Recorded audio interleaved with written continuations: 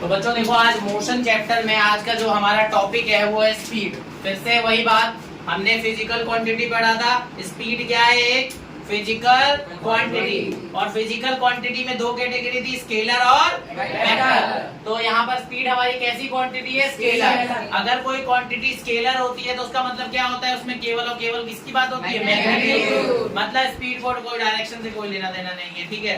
केवल किससे मैटर करेगा? ये मैग्नीट्यूड से। ठीक है, मैग्नीट्यूड से मैटर करेगा। तो हम समझते हैं ये फिजिकल क्वांटिटी क्या मेजर कर सकती है, क्योंकि हमने ये बात समझी थी कि फिजिकल क्वांटिटी का मतलब क्या होता है? कोई भी चीज को मेजर कर सके। तो यहाँ पर स्पीड अगर एक फिजिकल क्वांटिटी है, ये भी तो कुछ नापेगी। पता है ये क्या नापती है?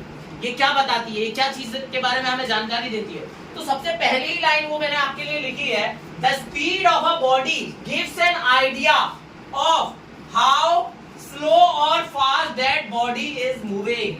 पहली लाइन क्या कह रही है जो मैंने आपके लिए लिखी है? वो ये क्या कह रही है कि जो स्पीड है, पता है हमें किस बारे में जानकारी देती है? कि कोई बॉडी धीरे चल रही है कि तेज चल रही है, ठीक है। तो हमें स्पीड से क्या चीज के बारे में पता चलता है? किसी भी बॉडी की स्पीड का पता चलता है। लेकिन स्पीड का मतलब क्या है? कि वो धीरे चल रही है, तेज चल रही है, बहुत तेज चल रही है या बहुत धीरे चल रही है। इसका आइडिया हमें किससे लगता है?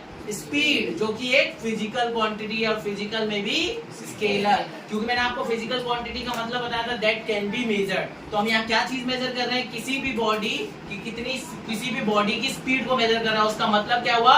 तो कितनी स्लो है या कितनी फास्ट है, या बहुत फास्ट है या बहुत स्लो है, ये मेजर कर रहे हैं। अब कैसे इसकी डेफिनेशन है, क्या है वो हम समझते हैं। आइए, the speed of a body can be defined as the, हम स्पीड को कैसे डिफाइन कर सकते हैं? इसकी डेफिनेशन कैसे दे सकते हैं?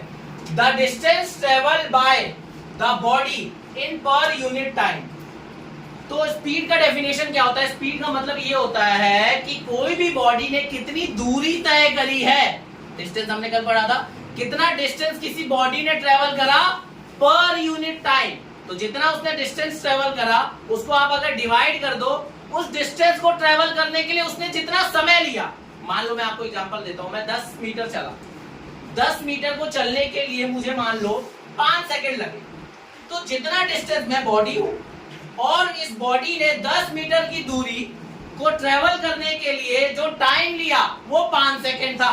तो वहां से मैं मान लो यहां तक चला, सपोज ये दूरी 10 मीटर की है, और ऐसा करने में मुझे कितना समय लगा? 5 सेकंड। तो ऊपर अगर डिस्टेंस रखूं, नीचे अगर टाइम रखूं, तो ऐसा करने के बाद जो मुझे मिलेगा वो मेरी स्पीड होगी। तो स्पीड की सिंपल डेफिनेशन क्या है? The distance travelled by the body per unit time. यहाँ पर का मतलब क्या है? अपॉन में डिवाइड करना। समझ आए? अपॉन में रख के क्या रखना? वो वैल्यू को डालना। समझे? तो आप यहाँ शॉर्ट में देख सकते हो, ये तो डेफिनेशन हो गई आपकी। यहाँ पर speed equal to distance travelled upon में टाइम टेकन। तो ये हो गया हमारा फॉर्मूला। अब स्पीड को हम लोग इस यूनिट से दिखाते हैं, v से, इक्वल टू डिस्टेंस को हम s से दिखा रहे हैं, टाइम को छोटे t से। यहाँ बता भी दिया, v का मतलब स्पीड, s मतलब डिस्टेंस और t मतलब टाइम। ठीक है, ये बात क्लियर है? फॉर्मूला आपको समझ आ गया, आपको डेफिनेशन समझ आ गया, और आपको मैंने एग्जांपल भी दिया। तो अगर मैं अपने केस की बात करूं, तो जब मैंने 10 मीटर की डिस्टेंस ट्रेवल करा था, मैं बॉडी हूं, इस बॉडी ने 10 मीटर की दूरी ट्रेवल करी, ठीक है। कितना सेकंड लगा इसके लिए? कितना टाइम लगा? 5। तो 10 अपॉन 5 क्या मिलेगा? 2। तो जो आंसर आएगा वो 2 होगा। लेकिन कोई यूनिट तो होगी ना, जैसे डिस्टेंस को मीटर में नाप रहे थे, टाइम को सेकंड में नापते हैं, ये सारी एसआई यूनिट है। इसके अलावा भी बड़ी और छोटी यूनिट होती है। तो इसका मतलब स्पीड की भी क्या होगी? एक यूनिट होगी एसआई यूनिट, जो हर जगह एक्सेप्टेड यूनिट होती है, उसे एसआई यूनिट कहते हैं। तो एसआई यूनिट क्या है? स्पीड क्या है? ये नजर मारते हैं। SI unit of speed is metre per second, which is denoted by, और उसको दिखाते कैसे शॉर्ट में हम लोग? m स्लैश, स्लैश का मतलब पर, s मतलब सेकंड। या फिर अगर आप स्लैश नहीं लगाना चाहते हो तो ms-1 लिखो। ये -1 पता है क्या दिखाता है? कि ये जो s है वो बटे में है, m के नीचे है, ठीक है। पावर नेगेटिव कब होती है? जब वो नीचे वाला जब ऊपर आ जाए। ये नीचे वाला क्या है? ऊपर आ चुका है। समझ आई बात? इसीलिए ऐसा हो रहा है। देखो, m अपॉन में s है, अगर मैं इसको साथ में ऊपर ले आऊं तो क्या हो जाएगा? इसकी पावर क्या हो जाएगी? -1 हो जाएगी। इसलिए ऐसा हुआ है। तो अभी कोई पूछेगा तो आपको क्लैरिटी रहेगी -1 क्यों आया। और अगर आप ये -1 नहीं लगाना चाहते तो दूसरा ऑप्शन क्या है? स्लैश लगा लें, नहीं तो ऐसे बटे में लिखो। ठीक है, इस तरीके से हम लोग स्पीड की यूनिट को रिप्रेजेंट करते हैं। जैसे डिस्टेंस में मीटर को एम से दिखाते हैं और स्लैश एस लगाते हैं तो किसकी यूनिट हो जाएगी? स्पीड की, एसआई यूनिट। आई बात समझ? कोई दिक्कत इसमें नहीं। चलो आगे बात करें हम लोग। Small value of speed are expressed in centimetre per second. देखो जो छोटी वैल्यूज होती है स्पीड की वो किसमें नापी जाती है? सीएम मतलब सेंटीमीटर, स्लैश मतलब पर, एस मतलब सेकंड, ठीक है। और सीएम एस माइनस वन, वही बात है, अगर आप स्लैश हटाओगे तो एस माइनस वन आ जाएगा। और बड़ी वैल्यू जो है, जो बड़ी वैल्यू है स्पीड की, वो क्या है हमारी? किलोमीटर पर आवर और किलोमीटर पर आवर। इसका मतलब भी वही है, बस लिखने का तरीका थोड़ा अलग है। यहाँ स्लैश हटा तो माइनस वन आ गया और माइनस वन हटाओगे तो क्या आ जाएगा? स्लैश। क्यों ये स्लैश या माइनस वन क्यों लगा रहे हैं? क्योंकि जो टाइम है वो कहाँ है? फॉर्मूले में देखो नीचे की तरफ है, तो उस चीज को मेंटेन करने के लिए आपको क्या करना पड़ेगा? वो चीज तो लिखनी पड़ेगी। आई बात समझ? ये क्लियर है? चलो आओ एक क्वेश्चन करते हैं स्पीड से रिलेटेड। आज देखिए लो, एक बॉडी है वो 50 मीटर की डिस्टेंस जो है वो ट्रेवल करती है। यहाँ टाइम मेंशन नहीं है, मैं बता देता हूँ, 5 सेकंड में करती है। मान लो कितने में? ठीक है, तो कह रहा है कि स्पीड क्या होगी उस बॉडी की। तो हमें क्या क्या दिया हुआ है? डिस्टेंस कितना दिया हुआ है? एस कितना दिया हुआ है? 50 मीटर। टी कितना दिया हुआ है? 5 सेकेंड। तो स्पीड कितनी हो जाएगी? स्पीड का फॉर्मूला क्या था? यही था। तो इसको सॉल्व करें तो क्या आ जाएगा बताओ? 50 डिस्टेंस अपॉन टाइम। अगर आप इसे कट करो क्या आ जाएगा? 10 मीटर पर सेकेंड और 10 ms minus 1। Okay, next question. एक बॉडी है वो 50 किलोमीटर की दूरी तय करती है 25 मिनट में, ठीक है। फिर से डिस्टेंस कितना दिया हुआ है? ये s का मतलब डिस्टेंस है, मैंने आपको अभी बताया। देखो यहाँ पर कल की क्लास में बताया था। यहाँ पर कितना है? 50 किलोमीटर, ठीक है। टाइम कितना ले रहा है वो? 25 मिनट। लेकिन आप क्वेश्चन में देखो, उन्होंने पता है क्या बोला है? मीटर पर सेकंड में स्पीड निकालो। तो यहाँ पर मैं आपको कन्वर्जन का तरीका बताता हूँ। देखो स्पीड का फॉर्मूला क्या होता है? ये, ठीक है, मैं यहाँ पुट करता हूँ। तो अगर आप यहाँ पे देखो तो 50 और किलोमीटर है और यहाँ पे क्या है? 25 मिनट। तो किलोमीटर को मीटर में बदलने के लिए किससे मल्टीप्लाई करेंगे? 1000 से, सही बात है। और मिनट को सेकंड में बदलने के लिए किससे करेंगे? 60 से।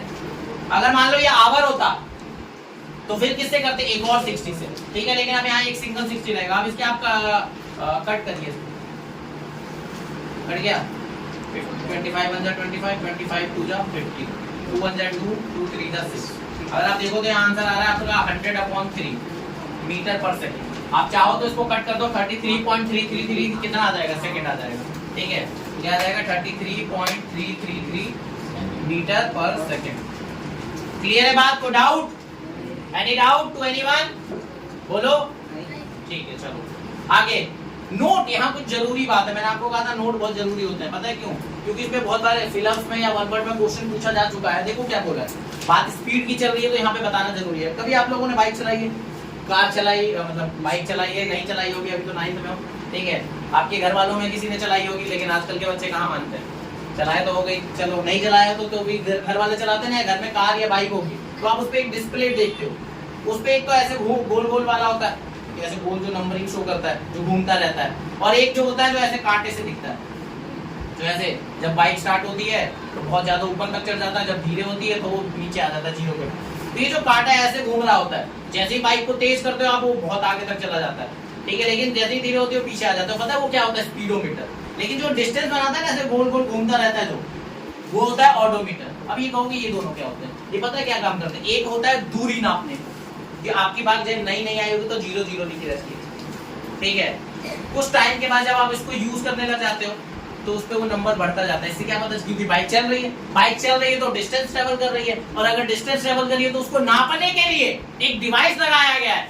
उसी डिवाइस को हम क्या बोलते हैं? ऑडोमीटर, ठीक है। और ऐसा डिवाइस जो स्पीड नापता है, जैसी आपकी स्पीड रहेगी वो कांटा उसी हिसाब से चलेगा। आजकल डिजिटल आ गए हैं, वो अलग बात है, नंबरिंग आती है, वो अलग चीज है। लेकिन पुराने टाइम में एनालॉग यूज होते थे, ठीक है। अभी भी बहुत सारी बाइकों में वही आता है, ठीक है।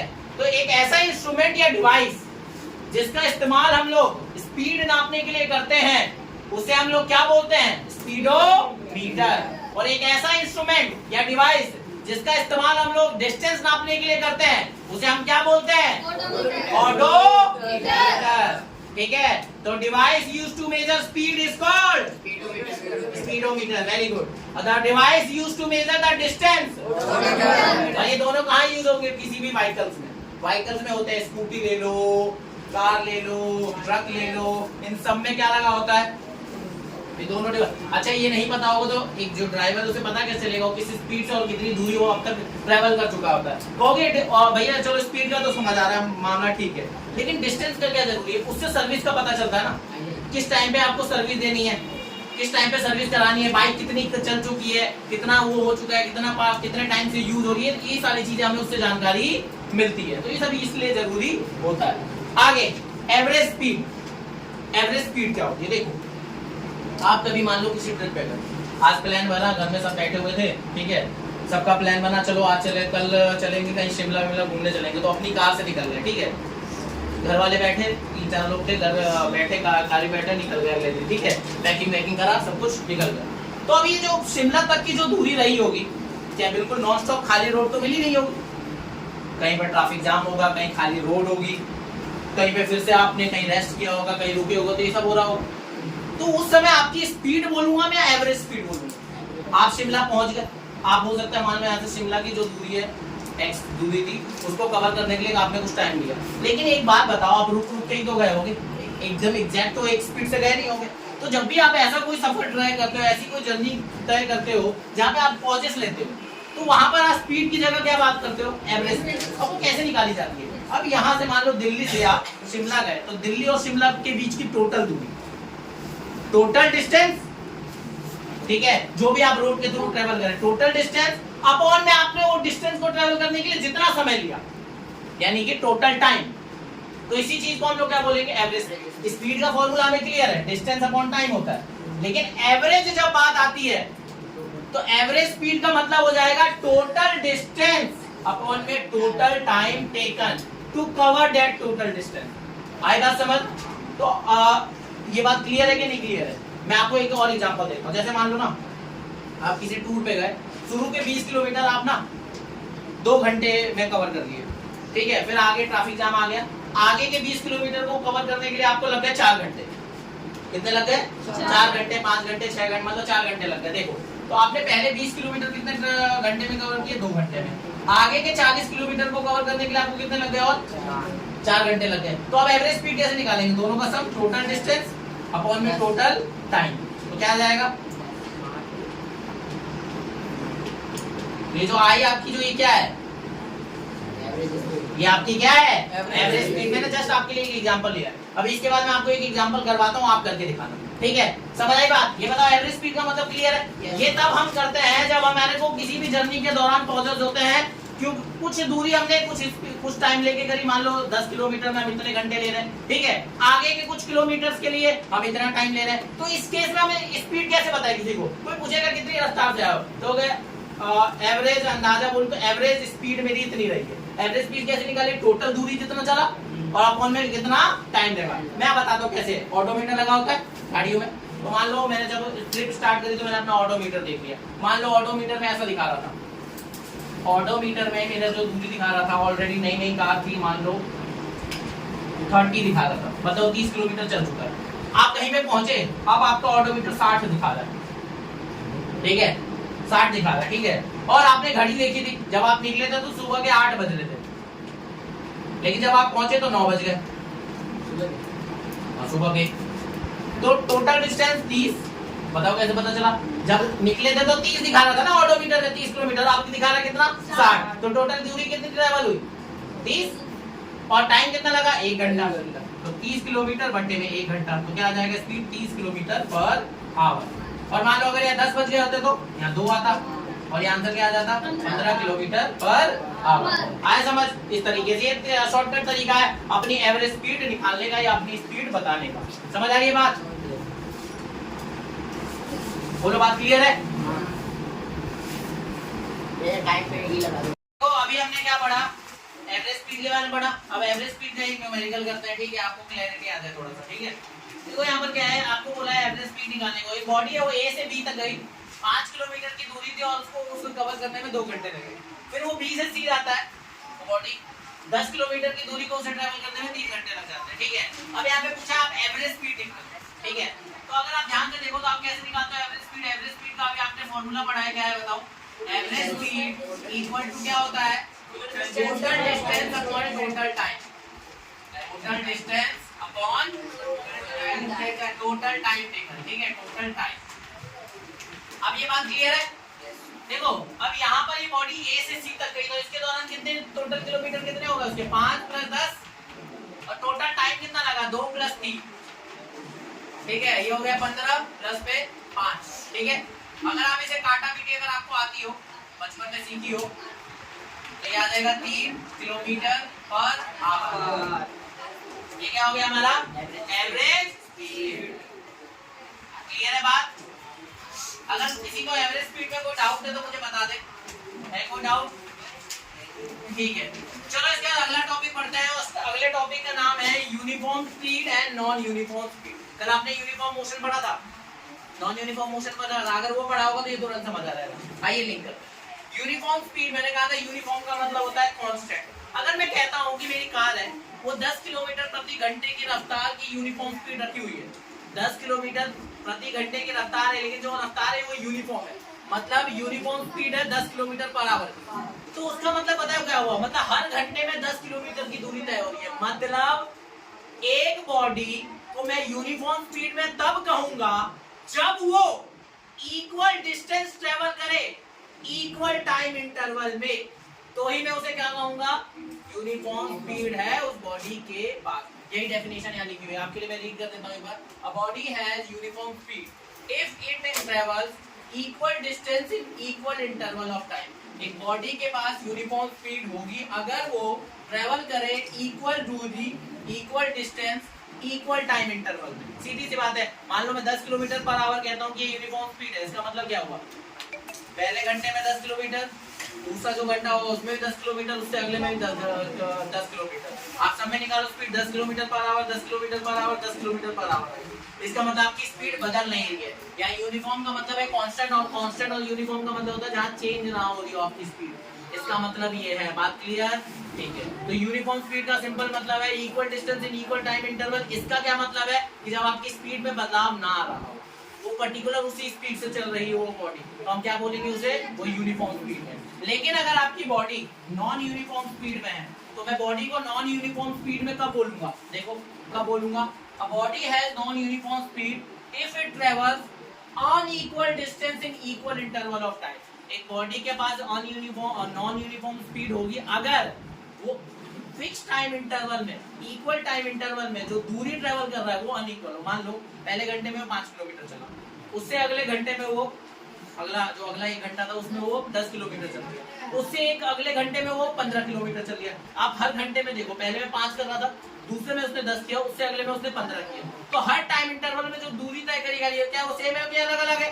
अलग अलग है। तो ये कैसा ही स्पीड होगा उसका? आप पहले में निकालो 5/1 क्या आएगा? 5 kilometre per hour. 10/1 10 kilometre per hour आएगा। अब 15/1 निकालोगे तो क्या आ जाएगा? 15 किलोमीटर आवर। ये 15/1 क्या कर रहा हूँ? स्पीड निकाल रहा हूँ। तो हर टाइम इंटरवल में स्पीड देखो आप अलग अलग आ रही है, तो इसका मतलब आपकी स्पीड बदल रही है हर टाइम इंटरवल में। और वो बदल क्यों रही है? क्योंकि हर टाइम इंटरवल में आपकी जो दूरी है वो अलग अलग है, इस वजह से ऐसा हो रहा है।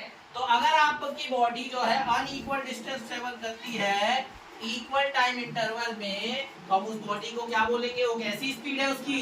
Non uniform. अब एग्जांपल है कि अगर आप एक ट्रैफिक फ्री रोड में चल रहे हो 10 किलोमीटर पर आवर से, तो जाहिर सी बात है जब ट्रैफिक है ही नहीं तो स्पीड घटेगी क्यों? स्पीड वही बरकरार चलती जाएगी। जब रोड जाम नहीं रहता है, रोड एकदम फ्री रहती है, तो देखो एक ही स्पीड से चलती कार, ज्यादा चेंज नहीं आता है, तो उस समय आपकी स्पीड कैसी रहती है? ज्यादातर यूनिफॉर्म रहती है, ज्यादातर समय के लिए यूनिफॉर्म रहती है। लेकिन अगर आप ट्रैफिक जाम में फंस गए, पहले ऐसे चलोगे फिर चलोगे, ऐसे ही होता है ना। ट्रैफिक में क्या होता है? थोड़ा चला थोड़ा रुका। एग्जांपल में अपनी राजीव नगर की सड़क है, ठीक है, वहां तो आप कैसी स्पीड में चलते हो? ठीक है, चाहे पैदल वाला हो चाहे गाड़ी वाला हो, सबको अपनी स्पीड में बदलाव तो लाना ही पड़ता है। देखो नॉन यूनिफॉर्म का मतलब है non which is not constant. Constant का मतलब क्या होता है? जो फिक्स होता है। कांस्टेंट मतलब फिक्स हो, जिसमें बदलाव ना आ रहे हो। लेकिन नॉन यूनिफॉर्म मतलब जो कांस्टेंट ना हो, जिसमें बदलाव आ रहे हो, उसका मतलब। ये वर्ड में ही आप समझ लोगे तो वर्ड ही अपनी बातें बता दे रहा है। स्पीड जो कि कांस्टेंट है, मतलब वो बदल नहीं रही, समय तो बदल नहीं रहा का मतलब वही स्पीड बरकरार रह रही है। और बाकी डेफिनेशन के हिसाब से बात करें तो वो भी मैंने आपको बता दिया। कोई डाउट है यहाँ पे?